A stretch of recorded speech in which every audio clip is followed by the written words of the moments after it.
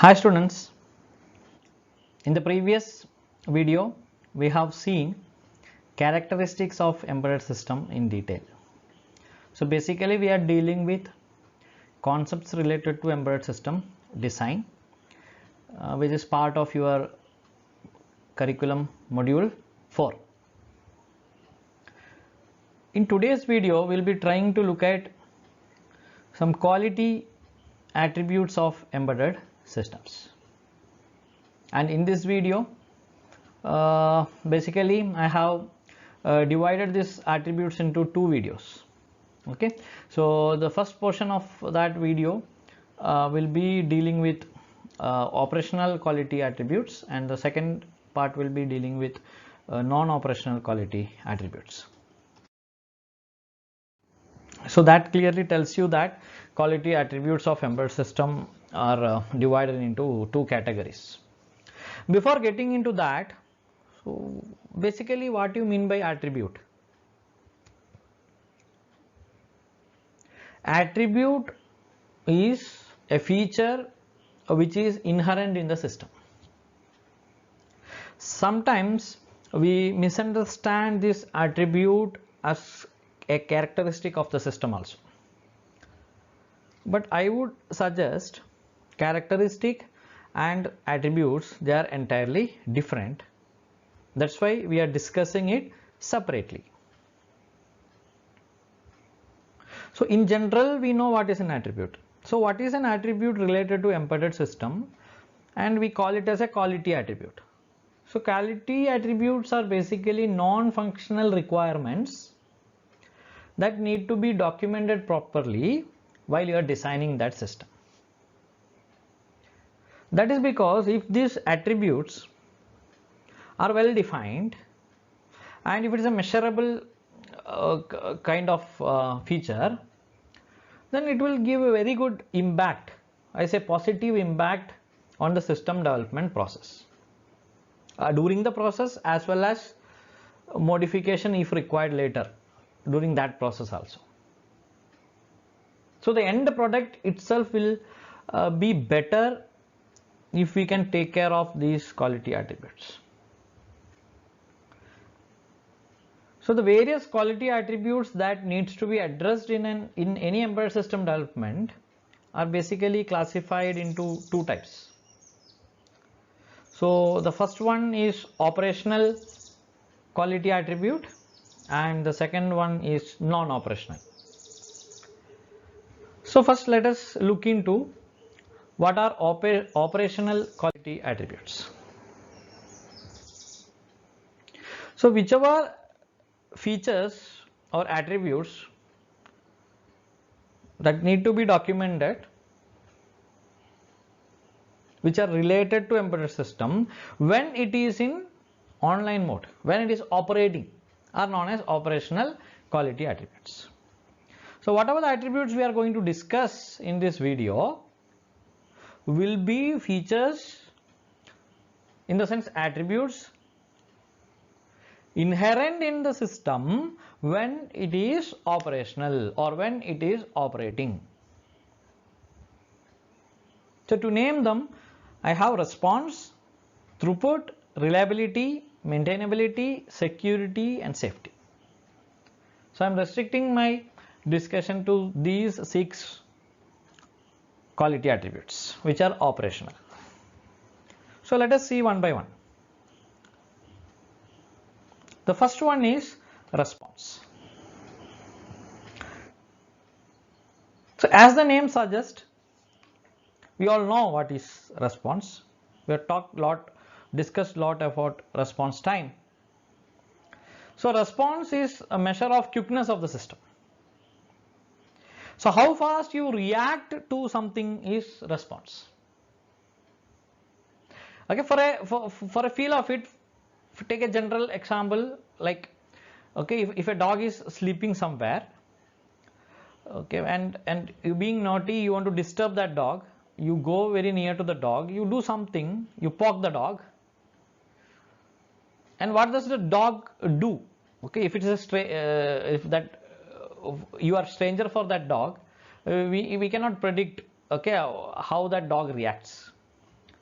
So how much time you may get, okay, to respond to the reaction by the dog, okay, is what decides whether you will be bitten by the dog or whether you will get rid of that dog. Okay, something like that. So basically it is of stimulus action, right? So basically that is the response time. It is how fast you respond to some reactions. In characteristic of embedded system, we have already seen that most of the embedded systems are real time and reactive. So they are already reactive.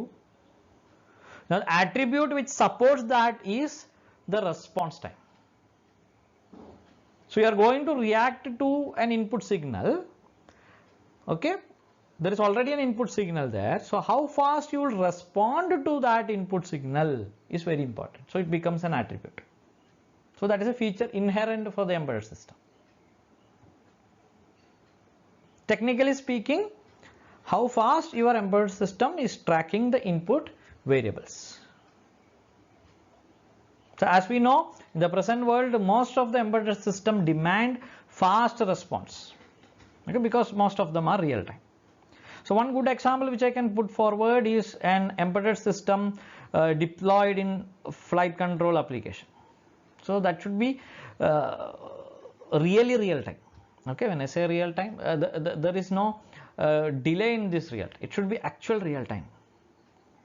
Otherwise, it will be catastrophic. You know how safety critical is flight control application, right? So if there is any delay in responding, if your embedded system shows some delay in responding, then it will create potential damages to the safety of the flight as well as the passengers traveling.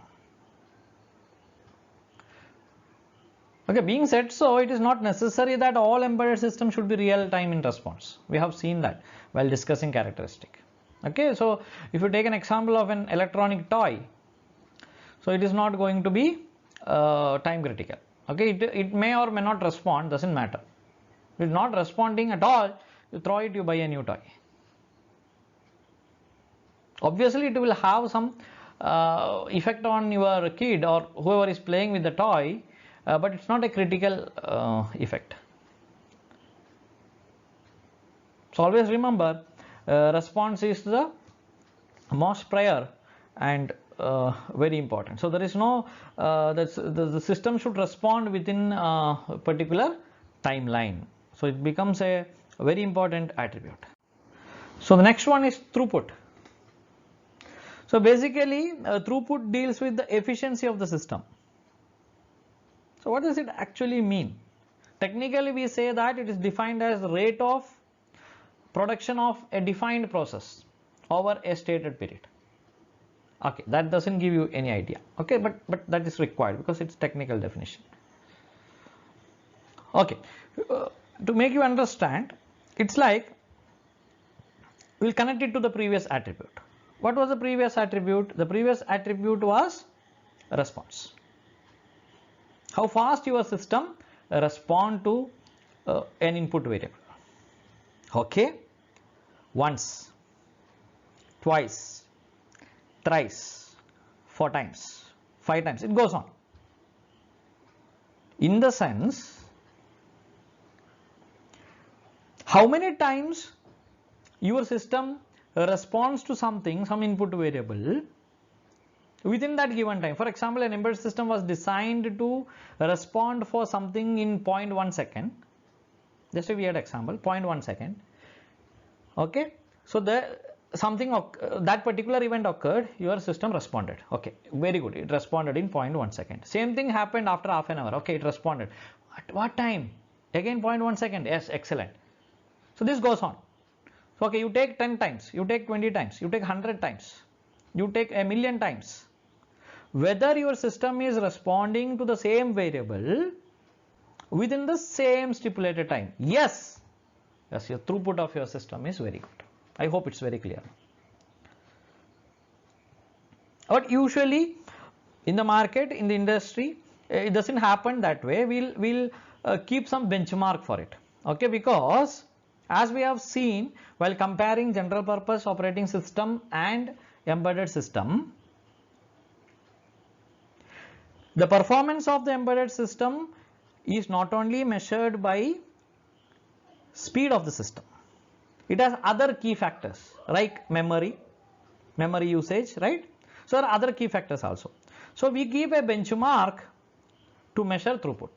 So this benchmark may include a product with response time, with reactive time maybe, with memory usage, amount of power consumed, all this. So I keep a benchmark.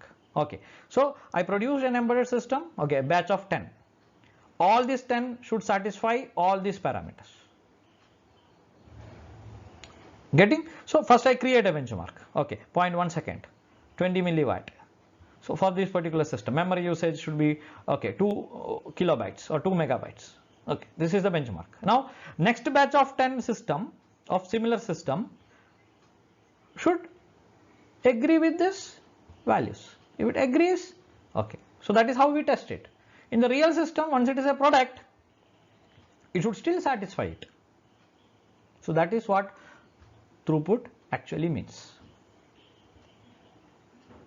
For general example, if you take a card reader, okay, which we use in buses or what, right? So no matter how much transactions the reader can perform, right? So it should perform it properly. It may need to perform maybe 1000 transactions in a day, maybe in a minute so many, or in an hour so many, but it should be able to do that many transactions. If it is doing so, then I say the throughput of my system is very good. So this becomes a very important attribute, isn't it? So the next one is reliability. So as we all know, reliability is a measure of how much percentage you can rely upon that system. In the sense, what is the probability of my system working properly as per the defined functionality. Or in other way, we can measure it as what is the percentage susceptibility of the system to failure. You can measure it the other way also. So basically if I say, okay, the system reliability is 99% and susceptibility to failure is 1%, okay, my system is very good. So there are two terms or parameters used for such a measurement. They are mean time between failures, MTBF, and mean time to repair, that is MTTR. Okay, MTBF and MTTR. These are the terms used in defining reliability of a system. So what does mean time between failures gives? The term itself defines. Okay, it's self-explanatory. So it gives a frequency of failures. What is the mean time between two failures? Okay, a system failed today. After how many days that system is again failing? I can measure. It's failing twice a day. What is the reliability? Reliability is very less, because if the system is defined to work for lifelong or years together, because we human beings need every system to work more than our lifetime. Nice. So if a system fails today, okay, morning 10, it fails again at 11, it fails again 2, what will be the reliability? The question of reliability. So I can measure this. So what is the mean time between two failures? This can be in hours, weeks, months, but it can be in minutes also sometimes, depending upon the system. If so, what does mean time to repair tells you? Okay, a system has failed at 10 o'clock.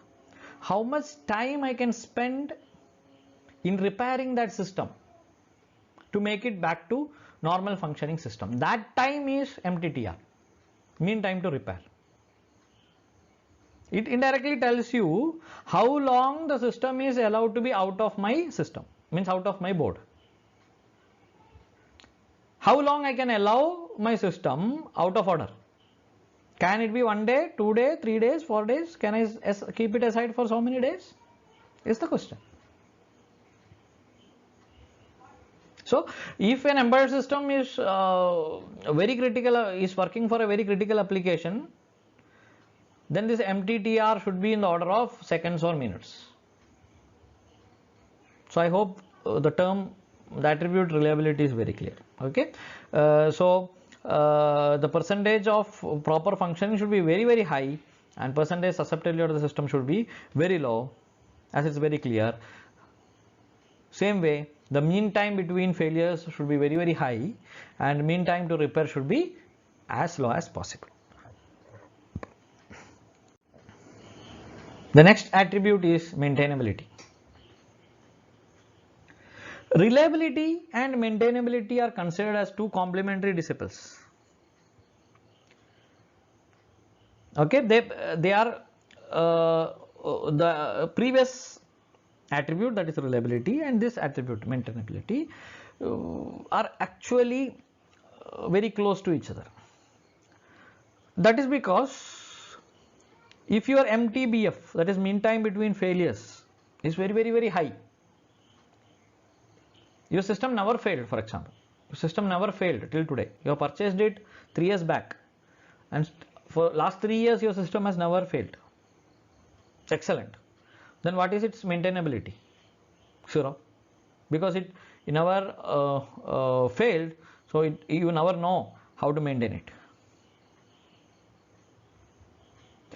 So it says a more reliable system means a system with less maintainability requirement, or the other way. A less reliable system means if we go on giving you problems, go on failing, then corrective maintainability requirements will be more. That's why I told these two are considered to be complementary disciplines. Okay, so basically this maintainability can be classified into two types. A scheduled or periodic maintenance, we call it as preventive maintenance, and maintenance to unexpected failures, which we call it as corrective maintenance. So we have preventive maintenance and corrective maintenance. So I can give you a good example of an inkjet printer. So we all know that an inkjet printer connected to your desktop PC maybe uses ink cartridges. So it's a consumable component in that system.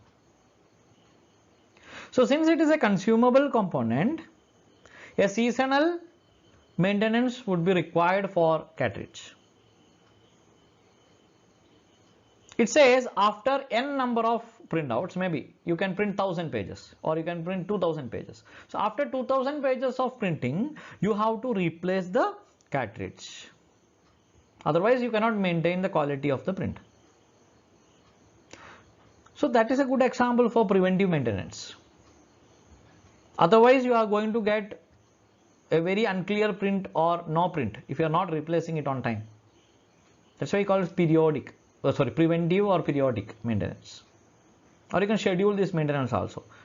If it is used for a particular purpose all the time, number of pages print is fixed, then you can schedule it.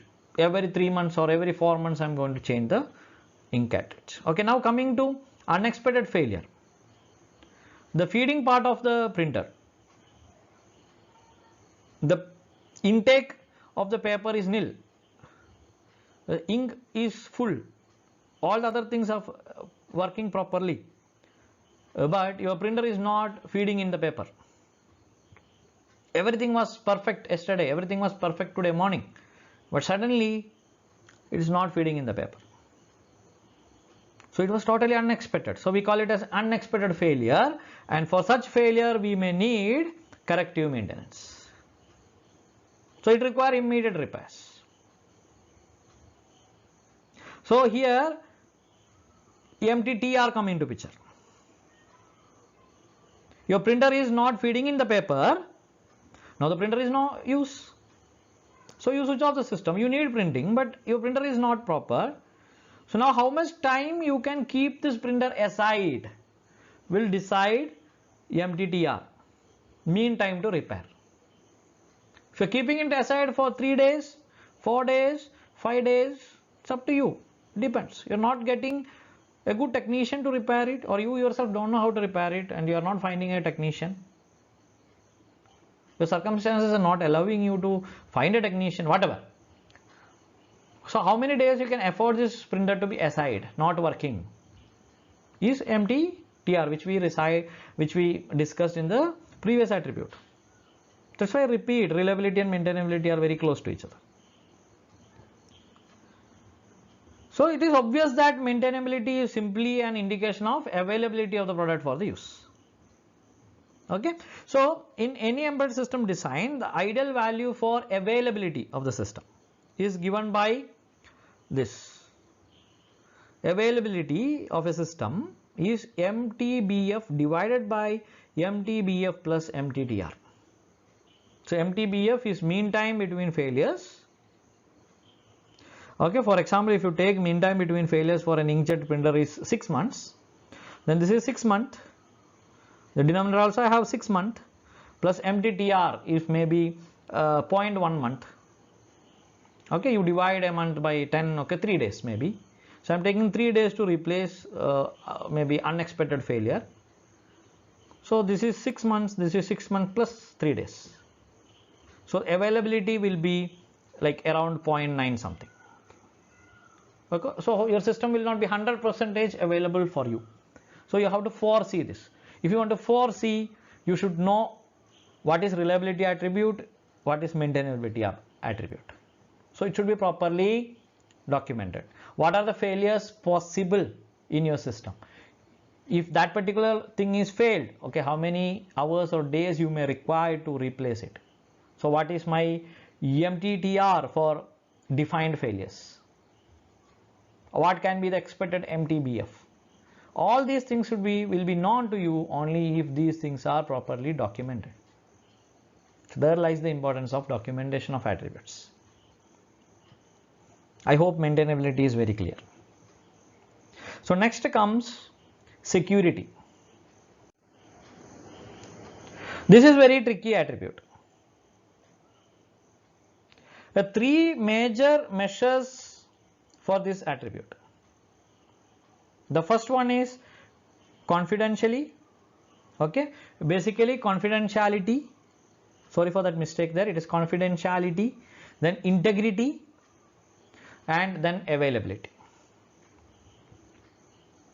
So basically, confidentiality deals with the protection of data or application from unauthorized disclosure. So your embedded system is meant for some application and you are not supposed to disclose what is the program running behind or the data running behind. If so, I have to protect it. It need to be disclosed only to the manufacturer. Maybe it cannot be disclosed to some design engineer or maybe some user. So maybe your embedded system needs that confidentiality, depends on the application. So basically it is protection of data and application from unauthorized disclosure may be required. So it's a part of security. The next measure is integrity. So integrity deals with unauthorized modification. So there is a program, maybe there are so much of data sitting in your system. Maybe it is a data collection embedded system. You have so many data sitting, you have database in your system. So you should not be allowed to modify it. Okay, maybe the person who is authorized to do it can modify it, but unauthorized modification should not be allowed. So integrity deals with the protection of data and application from unauthorized modification. So you need security in terms of integrity also. The third measure is availability. So you should not be confused with the term availability, because in the previous attribute we have discussed availability. So availability was the time my system is available for me. It was calculated as MTBF divided by MTBF plus MTTR. That availability is entirely different. So here the term availability deals with the protection of data and application from unauthorized users. You are meant to be the user of that system. Okay, your friend is using it, fine. Okay, the third party is using it, fine. But I need to protect my data or application or whatever that system is handling from that particular person, that particular user. So when I say security, it should give me protection of data and application from unauthorized disclosure, unauthorized modification and unauthorized users. So most of the embedded system should be conformed to these security measures. So a very good example which I can give you is an electronic safety deposit locker.